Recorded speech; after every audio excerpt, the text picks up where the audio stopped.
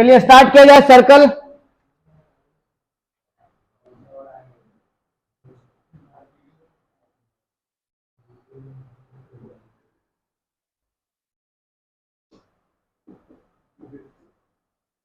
Circle start किया जाए। बिल्कुल बेसिक टू एडवांस हम लोग स्टार्ट करेंगे सर्कल, ठीक है। एक एक करके टॉपिक उठाएंगे सर्कल पे और इसको पूरा कंप्लीट कर लेंगे।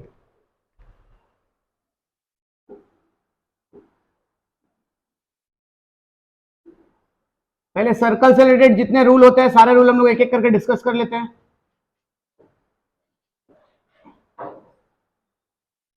ये हमारा सर्कल है, ये हो गया सेंटर,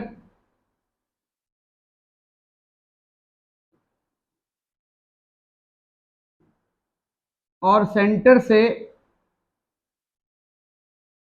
हर डिस्टेंस इक्वल होता है सर्कमफेरेंस का, चाहे आप किसी साइड भी चले जाओ। इसको हम रेडियस बोलते हैं। मतलब सेंटर एक ऐसा पॉइंट होता है, सेंटर एक ऐसा पॉइंट होता है जिस पॉइंट से सर्कमफेरेंस का, ये जो पेरीमीटर है सर्कल का, वो डिस्टेंस हर तरफ इक्वल हो, इसी को हम लोग रेडियस बोलते हैं। क्या है हमारा? रेडियस है। सेंटर वो पॉइंट होता है जिस पॉइंट से सर्कमफेरेंस का हर डिस्टेंस बराबर होता है, इसको हम लोग रेडियस बोलते हैं, ठीक है। ये हो गया रेडियस के लिए कंसेप्ट की, रेडियस इसको बोलते हैं। अगर बोला जाएगा कि कॉर्ड किसको बोलते हैं, कॉर्ड किसको बोलते हैं? ये हमारा सर्कल है,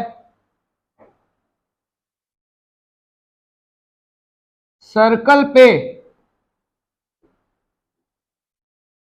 किसी दो पॉइंट को मिलाने वाला लाइन को हम कॉर्ड कहते हैं। ये कॉर्ड, हिंदी में कॉर्ड को जीवा कहते हैं, ठीक है। कहीं से भी आप खींच सकते हैं। ये कॉर्ड, ये कॉर्ड, ये सारे कॉर्ड, कॉर्ड को हिंदी में जीवा कहते हैं और इंग्लिश में कॉर्ड कहते हैं।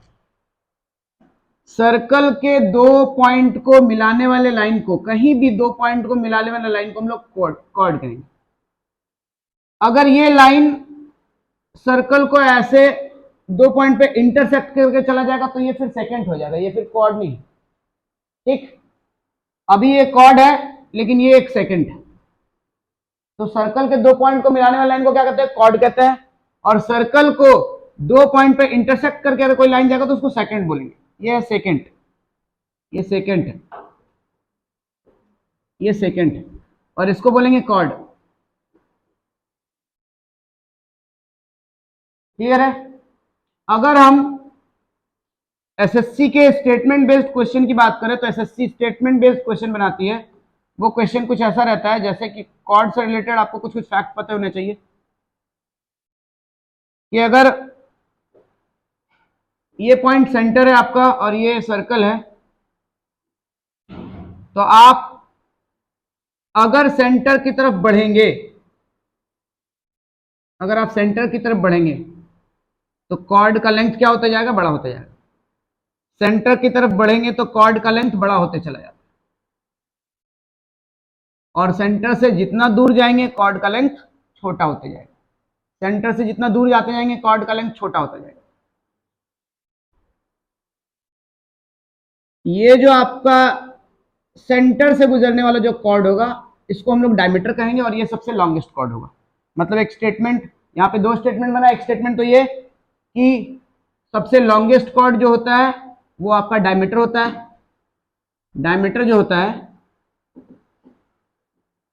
ये आपका सबसे लॉन्गेस्ट कॉर्ड होता है, लॉन्गेस्ट कॉर्ड होता है। सबसे लॉन्गेस्ट कॉर्ड कौन सा हुआ? डायमीटर। और जैसे जैसे हम लोग सेंटर की तरफ बढ़ेंगे कॉर्ड का जो लेंथ है वो बढ़ता जाएगा, और सेंटर से जितना दूर जाएंगे कॉर्ड का लेंथ छोटा होता जाएगा, ठीक। ये कंसेप्ट क्लियर है? आगे चले। आगे है कि अगर किसी सर्कल में, कोई भी सर्कल, आपको एक कोड गिवन है, भैया ये कोड है,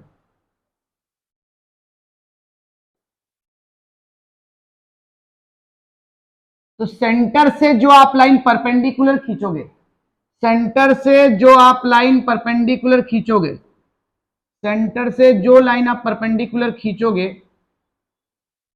किस पे, कॉर्ड पे, सेंटर से जो लाइन आप परपेंडिकुलर खींचोगे कॉर्ड पे, वो लाइन कॉर्ड को दो इक्वल पार्ट पे बांट देगा। इट मींस अगर ये सेंटर ओ है और ये जो कॉर्ड था इसका नेमिंग कर देते ए बी, और ये परपेंडिकुलर जो पॉइंट जहां पर बन रहा है उसका नाम कर दो डी। तो अगर ओ डी ए बी के परपेंडिकुलर है, इफ ओ डी परपेंडिकुलर हो ए बी के, देन हम लोग कह सकते हैं कि ए डी और डी बी दोनों बराबर होगा, A D equal to D B हो। ठीक है, एक कॉर्ड पे जब सेंटर से परपेंडिकुलर डाला जाता है तो कॉर्ड दो इक्वल पार्ट में डिवाइड हो जाता है। क्लियर? आगे चलते हैं। इसका कन्वर्स, ये एक थ्योरम है, इसका कन्वर्स भी सही है कि अगर किसी कॉर्ड के बिल्कुल बीचों बीच अगर कोई परपेंडिकुलर खींचा जाएगा तो वो लाइन सेंटर से होकर जाएगा। अगर आपको कंस्ट्रक्शन चैप्टर आप क्लास 10 में पढ़े हैं और आपको एक सर्कल दे दिया है और आपको उसका सेंटर नहीं बताया गया और बोलेगा फाइंड इट सेंटर, इसका सेंटर पता कीजिए, तो हम लोग ऐसे ही पता करते थे 10 में। क्या करते थे 10 में ऐसा करते थे कि सर आपको बोल दिया गया है कि एक सर्कल दे दिया गया है और इसका सेंटर नहीं बताया गया कि इसका सेंटर कहाँ है, तो हमारे पास 9-10 में चारा यही था। ये थ्योरम जो यूज करेंगे हम लोग सर्कल वाला, हम लोग कहीं भी एक कॉर्ड ड्रॉ कर लेंगे, कहीं भी एक और कॉर्ड, कहीं भी, कहीं जहां आपका मन है कहीं भी एक कॉर्ड दूसरा ड्रॉ कर लो, इधर से हटा लेते, इधर कर लेते हैं इस साइड, कहीं भी मान लेते हैं ये दो कॉर्ड, जरूरी नहीं कि इसमें टच करें, ऐसा भी कोई जरूरी नहीं है, कंपलसरी नहीं। अब भाई इस कॉर्ड को आप कंपास ले लो, बाइसेक्ट करने आता है ना आपको, हाफ से ज्यादा मेजर करके ऊपर कट लगाओ, नीचे कट लगाओ, उधर रख के ऊपर कट लगाओ, नीचे कट लगाओ, तो आपको पता चल जाएगा इसका बाइसेक्टर कहां जाएगा। तो पता चला, मान लेते हैं ऐसा कि इसका बाइसेक्टर, मान लेते हैं कि इसका बाइसेक्टर ऐसे करके कहीं यहां से ऐसे चला गया। उसी तरीके से आप इसको भी यहां रखकर हाफ से ज्यादा लेके इधर एक चाप लगाओ, फिर इधर लगाओ, यहां से फिर लेके इधर काटो, इधर काटो, ये भी जो कॉर्ड है ये भी बाइसेक्ट हो जाएगा। तो इस कॉर्ड का बाइसेक्टर मान लेते हैं, ये कॉर्ड का बाइसेक्टर यहां कहीं मिल रहा है, तो इस कॉर्ड का बाइसेक्टर और इस कॉर्ड का बाइसेक्टर जहां मिला, इसी को हम लोग क्या कहेंगे, इसको हम लोग कहेंगे कि ये सेंटर है। ठीक है, इसी को हम लोग क्या कहेंगे, ये सेंटर है। तो हम लोग क्या किए, कॉर्ड का जो थ्योरम था कि सेंटर से जो लाइन खींचा जाता है वो कॉर्ड पे अगर परपेंडिकुलर पड़े तो कॉर्ड बाइसेक्ट हो जाता है, उसका कन्वर्स थ्योरम यूज किया गया। हम लोग कॉर्ड के सेंटर से एक परपेंडिकुलर लाइन खींचे तो हमको उसका कन्वर्स थ्योरम ये बताएगा कि सेंटर से होकर ही गुजरेगा। ठीक, ये दोनों थ्योरम ध्यान रखें। तो अभी हम लोग 3-4 कंसेप्ट देखे, एक बार फिर से देख लेते हैं।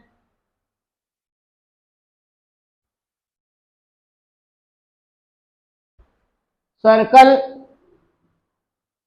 सेंटर वो पॉइंट होता है जहां से सर्कमफेरेंस का सारा डिस्टेंस इक्वल होता है और इसी को हम लोग रेडियस बोलते हैं।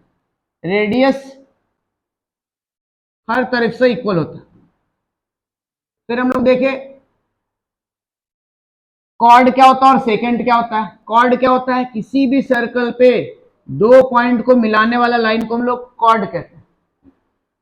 अब ये कहीं भी आप खींच सकते हो ये कॉर्ड, और किसी भी सर्कल पे अगर उसको इंटरसेक्ट करता हुआ दो पॉइंट पे कोई लाइन जा रहा है तो उसको हम लोग सेकेंड बोलेंगे। ठीक है, इस कंसेप्ट के बाद हम लोग देखे कि कॉर्ड जैसे जैसे आप सेंटर की तरफ आएंगे कॉर्ड का लेंथ क्या होता जाएगा, बढ़ता जाएगा, और जैसे जैसे आप सेंटर से दूर जाएंगे कॉर्ड का लेंथ छोटा होता जाएगा। और सबसे लॉन्गेस्ट जो कॉर्ड होता है वो आपका डायमीटर होता है, और डायमीटर जो होता है, इधर भी रेडियस है इधर भी रेडियस है, तो डायमीटर इक्वल टू 2r भी होता है, मतलब रेडियस का डबल करते हैं तो डायमीटर आ जाता है। ठीक, चलो अब फिर हम लोग देखें किसी कॉर्ड पे सेंटर से अगर परपेंडिकुलर लाइन खींचे तो कॉर्ड को दो इक्वल पार्ट पे बांट देता है, और इसका कन्वर्स एक थ्योरम होता है कि अगर किसी कॉर्ड पे बीचों बीच, कॉर्ड के बीचों बीच बाइसेक्टर खींचा जाए, मतलब परपेंडिकुलर बाइसेक्टर खींचा जाए, तो वो सेंटर से होके जाएगा। ये इसका कन्वर्स थ्योरम है, वो हम लोग यहां पर ये करके प्रूफ करके देखें। आइए कुछ थ्योरम्स और देखते हैं।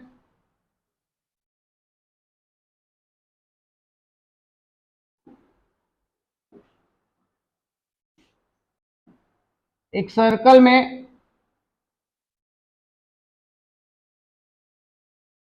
अगर आपको एक कॉर्ड दे रखा है,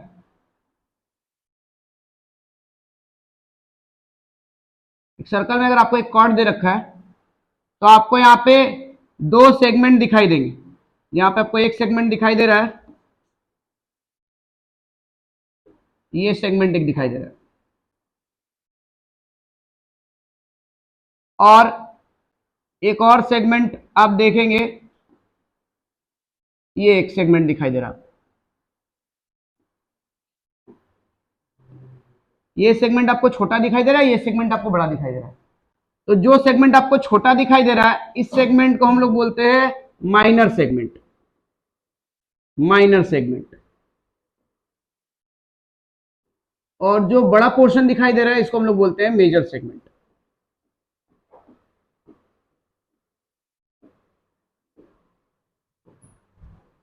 इसको माइनर सेगमेंट बोलेंगे और इसको मेजर सेगमेंट बोलेंगे। ठीक है। आगे है कि किसी सर्कल में, किसी सर्कल में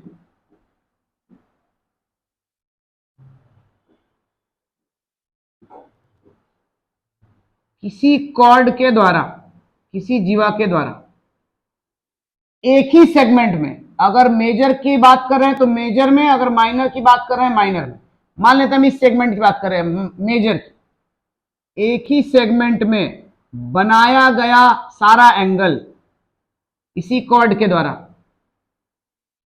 ये एंगल आपको दिखाई दे रहा है कि इस कॉर्ड के द्वारा बन रहा है। ऐसा एक और एंगल ले लो इसी तरफ,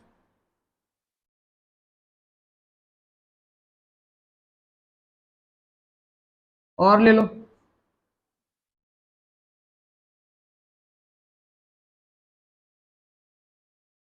और ले लो।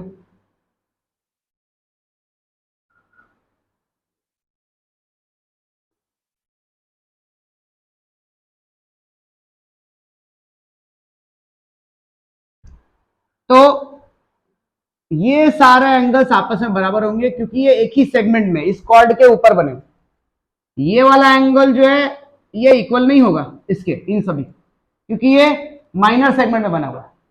हम कॉर्ड की बात की कि कॉर्ड से सेम सेगमेंट में बना हुआ सारा एंगल बराबर होता है। इसका मतलब यही है कि अगर हम माइनर की बात कर रहे हैं तो माइनर, और मेजर की बात कर रहे हैं तो मेजर, मेजर की बात की तो मेजर वाला सारा एंगल बराबर होगा, ये सारा एंगल बराबर होगा, ये एंगल इनके बराबर नहीं होगा। बट अगर हम माइनर की बात कर रहे हैं तो माइनर के तरफ का सारा एंगल, मान लेते हैं ये एक एंगल हो गया, ये दूसरा एंगल हो गया, ये तीसरा एंगल हो गया, फिर ये सारे एंगल्स बराबर होंगे, ये सारे एंगल्स बराबर होंगे। मतलब सेम सेगमेंट में एक कॉर्ड के द्वारा जितने भी एंगल्स बनाए जाते हैं सारे एंगल्स बराबर होंगे। ठीक है, ये कंसेप्ट क्लियर है? चलिए आगे आओ। तो रेडियस देख लिया हमने, डायमीटर देख लिया हमने, कॉर्ड देख लिया हमने। कॉर्ड जब सेंटर से परपेंडिकुलर लाइन पड़ता है कॉर्ड पे तो वो उसको बाइसेक्ट करता है, उसका कन्वर्स भी देख लिया हमने कि एक कॉर्ड से परपेंडिकुलर बाइसेक्टर खींचा जाए तो सेंटर से होकर गुजरेगा। फिर हम लोग सेगमेंट देख लिए, मेजर सेगमेंट, माइनर सेगमेंट। उसके बाद मेजर सेगमेंट में एक कॉर्ड के द्वारा जितना एंगल बनाया जाता है वो सारा एंगल बराबर होता है, माइनर में बनाया जाएगा वो भी सारा बराबर होता है, सेम सेगमेंट में बना हुआ एंगल सारा बराबर होता है। ये कंसेप्ट हम लोग देख लेंगे। आइए एक दो कंसेप्ट सेंटर से है वो भी देख लेते हैं।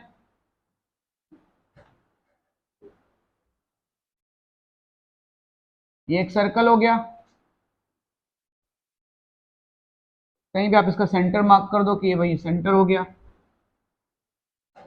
और सेंटर से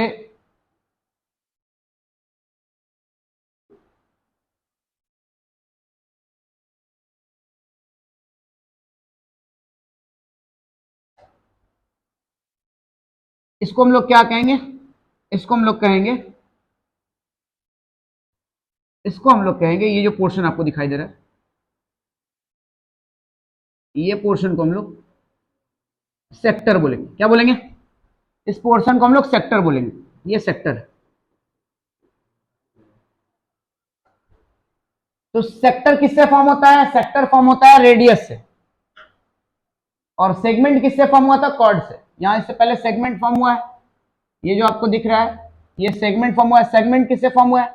ये भी एक एरिया है, लेकिन ये किससे फॉर्म हुआ है? कॉर्ड से फॉर्म हुआ है। और ये भी एक एरिया है, ये किससे फॉर्म हुआ है? रेडियस से फॉर्म हुआ है। तो अगर पोर्शन रेडियस से फॉर्म हो तो उसको हम लोग सेक्टर बोलते हैं, और अगर पोर्शन कॉर्ड से फॉर्म हो तो उसको हम लोग सेगमेंट बोलते हैं। उसी तरीके से ये छोटा एरिया दिखाई दे रहा है, और अगर हम बात करें इस वाले एरिया की बात करेंगे तो ये आपको बड़ा एरिया दिखाई दे रहा है, ये आपको बड़ा एरिया दिखाई दे रहा है। तो ये आपका कौन सा हो गया? इसको हम लोग बोलेंगे माइनर बोलेंगे, इसको मेजर बोलेंगे, और इस वाले को हम लोग क्या कहेंगे? लोग माइनर कहेंगे। तो ये हमारा माइनर सेक्टर हो गया और ये हमारा मेजर सेक्टर हो गया। वो सेगमेंट था और ये सेक्टर था। इस पोर्शन को क्या कहते हैं? ये जो आपको यहां से यहां तक का जो लेंथ दिखाई दे रहा है, इसको हम लोग आर्क बोलते हैं। इसको हम लोग आर्क बोलते हैं। मान लेते हैं इस पॉइंट का नाम ए है और इस पॉइंट का नाम बी है, तो इसको अगर दिखाना है कि ये आर्क का बात कर रहे हैं तो हम लोग लिख करके इसको ए बी लिख करके और ऐसे कर देंगे, तो इसका मतलब हम लोग आर्क की बात करें कि आर्क ए बी की बात करें। सिर्फ ए बी लिखेंगे तो लाइन सेगमेंट की बात होती है, लेकिन जब लोग ऐसे करके उसके ऊपर ऐसे आर्च बना देते हैं तो इसका समझिए कि इसको आर्क की बात हो रही है, कि ए बी आर्क की बात हो रही है। जैसे ये पूरा सरकमफेरेंस है वैसे ये आर्क। ठीक, चलिए और देखते हैं कंसेप्ट। एक सर्कल में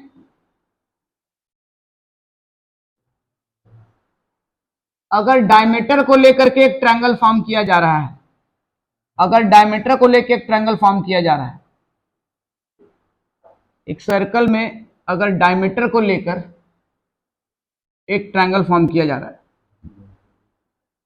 मान लेते हैं ये हमारा डायमीटर है जो सेंटर से जा रहा है। अगर इसको लेकर के एक ट्रायंगल फॉर्म किया जा रहा है, कहीं भी फॉर्म हो, ऊपर फॉर्म हो, नीचे फॉर्म हो, कहीं भी फॉर्म हो रहा हो, तो ये हमेशा यहां राइट एंगल बनेगा, 90 डिग्री बनेगा। ठीक है, एक सर्कल पे डायमीटर पे कहीं भी ट्रायंगल फॉर्म हो, चाहे यहां हो, चाहे यहां हो, चाहे यहां हो, चाहे यहां हो, चाहे यहां हो, कहीं भी हो, किसी जगह पे भी हो, राइट एंगल फॉर्म होगा। मतलब वो ट्रायंगल जो होगा वो हमेशा राइट एंगल ट्रायंगल होगा। ठीक है, एक सर्कल पे डायमीटर पे कभी भी कोई ट्रायंगल फॉर्म हो तो हमेशा राइट एंगल होगा, ये आप ध्यान रखें। चले आगे, बहुत सारा कंसेप्ट हो गया, क्लियर है? देख लो पीछे से भी कुछ पूछना है अगर ऐसा।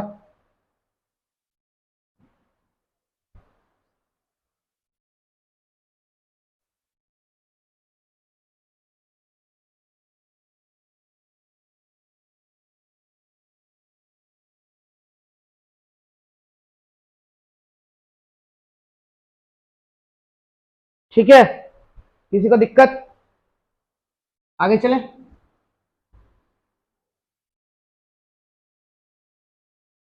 चलिए आगे है कि किसी सर्कल में आपको सेंटर पता है, ये सेंटर है, तो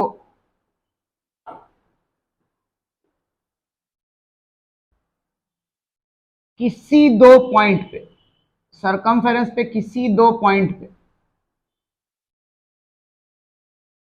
सरकमफेरेंस से किसी दो पॉइंट से सेंटर पे बना एंगल, और इन्हीं दो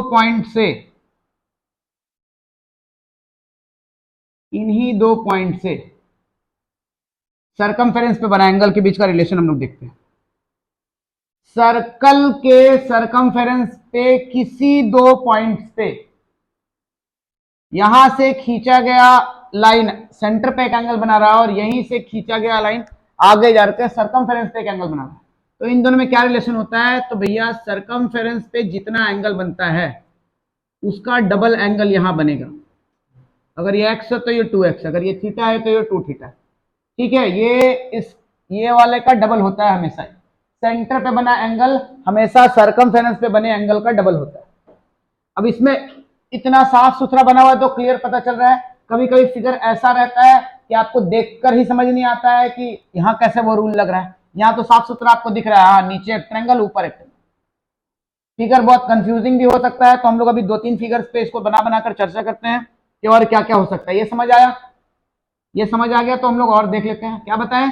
सर्कल के सरकमफेरेंस पे किसी दो पॉइंट से सेंटर पे बना एंगल और सरकमफेरेंस पे बना एंगल, सरकमफेरेंस वाले का डबल होता है हमेशा सेंटर पे बना एंगल। ठीक है, चले आगे। आइए इसका डिफरेंट डिफरेंट थोड़ा सा परेशान करने वाला फिगर से एक एक करके देख लेते हैं हम लोग।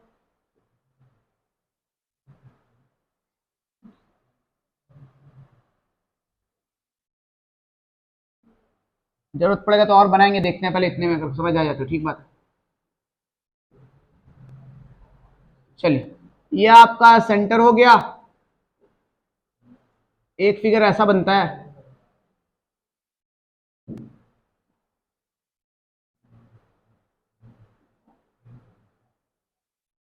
देख एक फिगर ऐसा बना। अब हो गया ये एंगल और ये एंगल के बीच रिलेशन, ये एंगल और इस एंगल के बीच रिलेशन। ये कहां बन रहा है? सरकमफेरेंस पे। या कहां बन रहा है? सेंटर पे। ये x होगा, ये 2x होगा। जरूरी नहीं कि ऐसे और ऐसे सर पे ही बने, उसके ऐसे भी बनेगा तो भी वही होगा। ठीक है, आगे चले।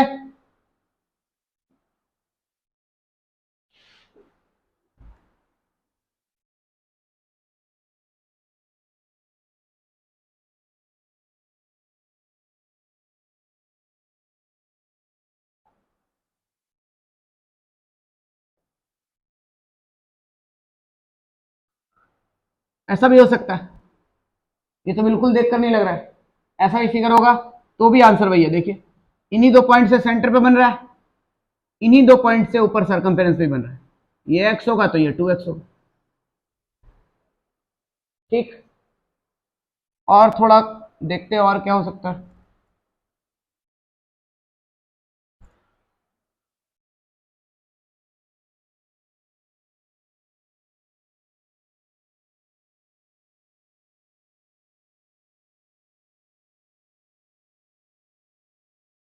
अच्छा,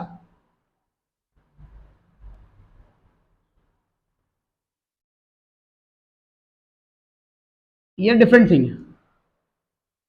इसमें एक चीज और ऐड करना चाहेंगे हम कि सेंटर से किसी दो पॉइंट से बना एंगल और सरकमफेरेंस पे बना एंगल। तो ये जो एंगल की बात कर रहे हैं ये हम मेजर सेक्टर की बात करें, मतलब ये वाला मेजर आर्क जो बन रहा है ये माइनर आर्क। तो मेजर आर्क पे बना एंगल का मेजर आर्क, देखिए यहां से देखेंगे तो ये माइनर आर्क है और इधर क्या है? ये मेजर आर्क। जैसे सेगमेंट था माइनर सेगमेंट, मेजर सेगमेंट, जैसे सेक्टर था मेजर सेक्टर, माइनर सेक्टर, उसी तरीके से आर्क भी माइनर आर्क और मेजर आर्क होता है। तो भैया ये दो पॉइंट से सेंटर पे बना एंगल और मेजर आर्क पे बना एंगल, इन दोनों के बीच का रिलेशन की बात कर रहे हैं। यहां आप देखेंगे तो हम यह इन्हीं दोनों पॉइंट से सेंटर पे एंगल बनाए, लेकिन अब इन्हीं दोनों पॉइंट से माइनर आर्क में एंगल बनाए। इसमें ये रिलेशन नहीं होता है जो यहां। आपको ये एंगल निकालना है तो ऐसा नहीं कर सकते कि ये x तो ये 2x, ये आपका कंसेप्ट फिर गलत हो जाएगा। बोलेंगे सर आप ही तो बोले कि सेंटर पे किसी सरकमफेरेंस पे किसी दो पॉइंट पे सेंटर पे बना एंगल और सरकमफेरेंस बना एंगल इसका डबल होता है। नहीं, आप ये चीज ध्यान रखेंगे कि आर्क कौन सा होना चाहिए? मेजर आर्क पे बना एंगल। यहां से ये आपका दिख रहा है आपको, ये जो आपको दिख रहा है ये आपका माइनर आर्क है, इसकी हम बात नहीं कर रहे। हम बात कर रहे हैं ये जो आपको दिख रहा है इधर मेजर आर्क, कि अगर इन दोनों पॉइंट का कंसिडर कर रहे हैं तो सेंटर बना एंगल और इन दोनों पॉइंट से अब इधर नहीं बनाना है, मेजर आर्क पे बना एंगल इसका डबल होता है। तो अभी जितने एंगल बनाए सब हम मेजर आर्क पे बनाए थे, लेकिन ये एंगल देखिए, ये आपका इन दोनों पॉइंट्स के बारे में बात करें तो ये जो है आपका, ये आपका माइनर आर्क का बात हो रहा है, तो ये एंगल तो माइनर पे बना दिया ना, तो ये कंसेप्ट गलत हो गया। अगर आपसे ये एंगल पूछेगा तो फिर आपको खुद से कंस्ट्रक्शन करना होगा कि अच्छा ये पूछा है, इसको ऐसे यहां मिला देते हैं मेजर की तरफ और यहां से इसको मिला देते हैं मेजर की तरफ, और ये इसको हटा लेते हैं यहां से।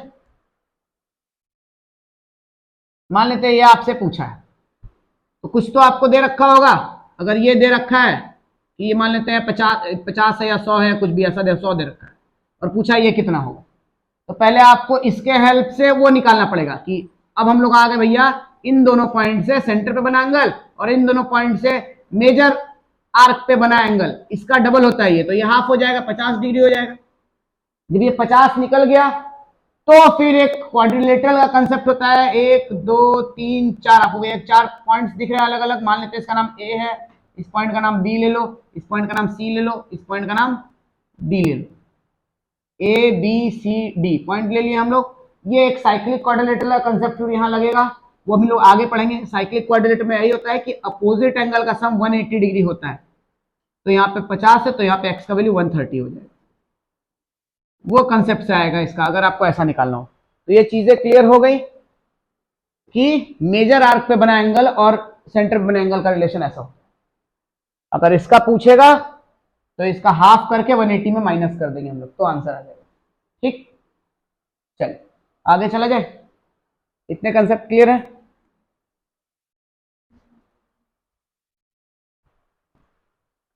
एक है और,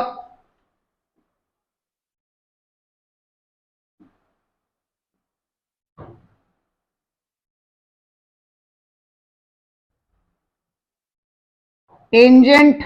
सेकंड तो अभी हम बता दिए मैंने, टेंजेंट जान लीजिए कि टेंजेंट क्या होता है।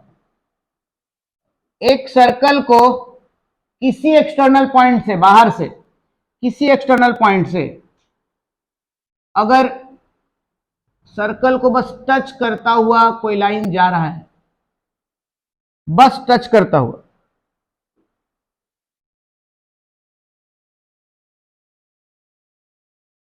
तो इसको हम लोग क्या कहेंगे?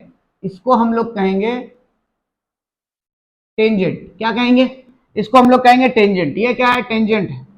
मान लेते हैं एक्सटर्नल पॉइंट पी से ये सर्कल टेंजेंट जा रहा था और इसको मान लेते हैं यहाँ पे ओ पे ये टच कर रहा है, तो ये पॉइंट जो आपको ओ दिखाई दे रहा है इसको हम लोग बोलते हैं पॉइंट ऑफ कॉन्टैक्ट। क्या बोलते हैं?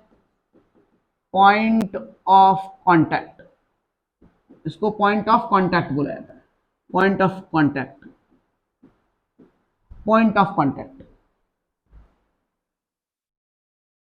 अगर आप सेंटर से पॉइंट ऑफ कांटेक्ट को मिलाने जाएंगे, सेंटर से पॉइंट ऑफ कांटेक्ट को मिलाने जाएंगे, तो ये हमेशा टेंजेंट के परपेंडिकुलर होता है। ये भी थ्योरम,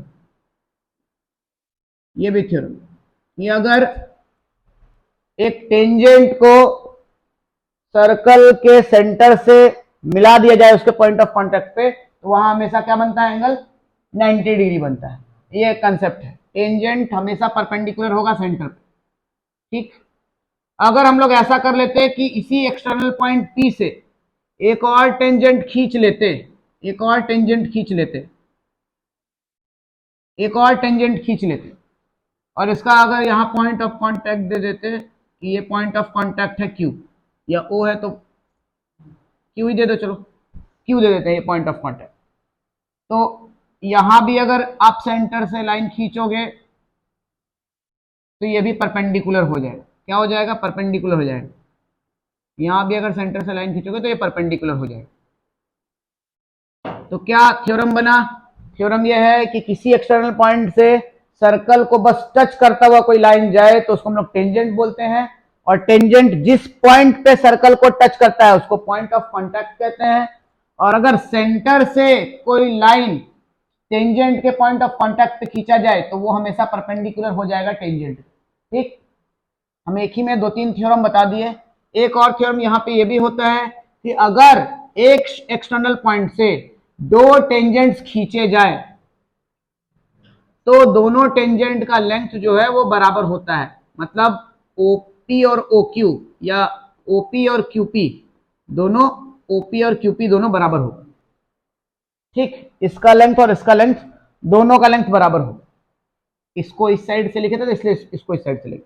अगर हम लोग पीओ लिखते हैं तो इसको भी पीक्यू लिखते हैं। ये दोनों लेंथ बराबर हो, हमेशा टेंजेंट का लेंथ बराबर हो। ठीक, दोनों टेंजेंट का लेंथ बराबर हो। एक एक्सटर्नल पॉइंट से कितने टेंजेंट खींचे जा सकते हैं? सिर्फ दो। एक एक्सटर्नल पॉइंट से कितने टेंजेंट खींचे जा सकते हैं? सिर्फ दो। इससे ज्यादा टेंजेंट इस पॉइंट से नहीं खींचा जा सकता। ठीक, सर्कल के बाहर किसी पॉइंट से कितने टेंजेंट खींचे जा सकते हैं? 2। यही अगर हम लोग सर्कल पे आ जाते हैं, इस पे भी बहुत सारा बन जाता है एमसीक्यू, स्टेटमेंट बेस्ड एसएससी बना देती है। बोल देगा कि सर्कल के बाहर, तो देख लिया आप, सर्कल के बाहर किसी पॉइंट से कितना टेंजेंट खींचा जा सकता है? 2। उसी तरीके से अगर बोल देगा कि सर्कल पे एक पॉइंट है, कहीं एक पॉइंट है, सर्कल पे कहीं एक पॉइंट, बोलेगा इस पॉइंट से होकर कितना टेंजेंट खींचा जा सकता है? केवल एक। सर्कल पे किसी पॉइंट पे कितना टेंजेंट खींचा जा सकता है? सिर्फ और सिर्फ एक। स्पर्श रेखा बोलते हैं इसको, सिर्फ एक खींचा जा सकता है, और कोई ऐसा दूसरा हिसाब किताब हो ही नहीं सकता जो इसको टच करता हुआ। बस यही, केवल एक टेंजेंट खींचा जा सकता है। सर्कल के बाहर किसी पॉइंट से 2 टेंजेंट खींचा जा सकता है, सर्कल पे किसी पॉइंट से सिर्फ एक टेंजेंट खींचा जा सकता है। और अगर आपको बोल दे कि सर्कल के अंदर कोई पॉइंट है, इस पॉइंट से होकर के कितना टेंजेंट खींच सकता है? तो एक भी। तो 3 कंसेप्ट यह भी बना, सर्कल के बाहर किसी पॉइंट से 2 टेंजेंट खींचा सकता है, दोनों इक्वल। सर्कल पे किसी पॉइंट से एक टेंजेंट खींचा जा सकता है, और सर्कल के अंदर किसी पॉइंट से एक भी टेंजेंट नहीं खींचा सकता। इसी तरीके से एक स्टेटमेंट बेस्ड क्वेश्चन और बनता है कि एक पॉइंट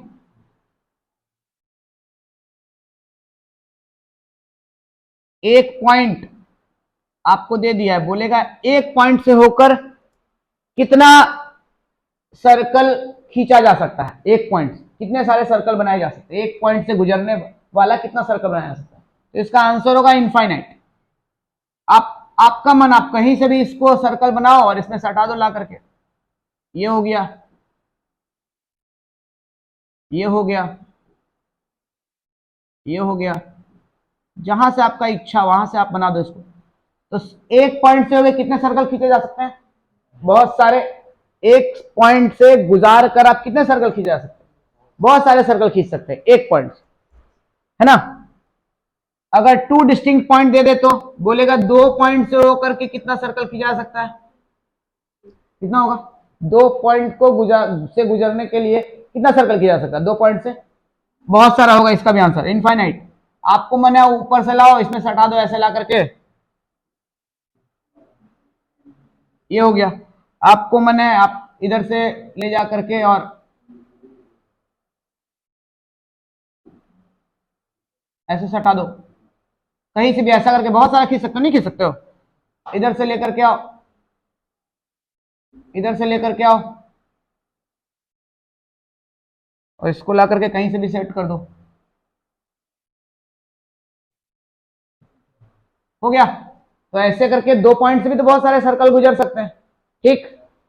3 पॉइंट अगर बोल दे तो कितने सर्कल खींचे जा सकते हैं? 1 2 3। अब लिमिट हो गया, 3 पॉइंट से होकर केवल एक ही सर्कल खींचा जा सकता है इफ पॉसिबल। अब उसको मिलाने में भी बहुत समय लग जाएगा, आपको ढूंढने में कि कौन सा ऐसा सर्कल होगा जो इन तीनों पॉइंट्स को छू करके गुजरेगा, और लेकिन होगा तो केवल एक ही हो सकता है। मतलब 3 points non collinear points, non collinear मतलब होता है तीनों एक सीधे में नहीं हो, 3 नॉन कॉलिनियर पॉइंट से होकर के केवल और केवल एक ही सर्कल खींचा जा सकता है। ढूंढने में बहुत मेहनत लगेगा कौन सा सर्कल ऐसा होगा जो तीनों पॉइंट को टच करके गुजरे, ठीक। तो 3 नॉन कॉलिनियर पॉइंट से केवल एक सर्कल खींचे जा सकते हैं, एक पॉइंट से छू करके बहुत सारे सर्कल खींचे जा सकते हैं, 2 पॉइंट से भी छूकर बहुत सारे सर्कल खींचे जा सकते हैं, लेकिन 3 पॉइंट से केवल और केवल एक ही सर्कल खींचा जा सकता है, ठीक है। तो आज हमने सर्कल का बहुत सारा कंसेप्ट पढ़ा। कल हम लोग आएंगे अपने नेक्स्ट वीडियो के साथ, और उसमें इसके आगे जो भी कॉन्सेप्ट होगा सारे कॉन्सेप्ट देखेंगे, और फिर सर्कल का कुछ क्वेश्चन हम लोग प्रैक्टिस करेंगे, ठीक है। चलिए बाय बाय।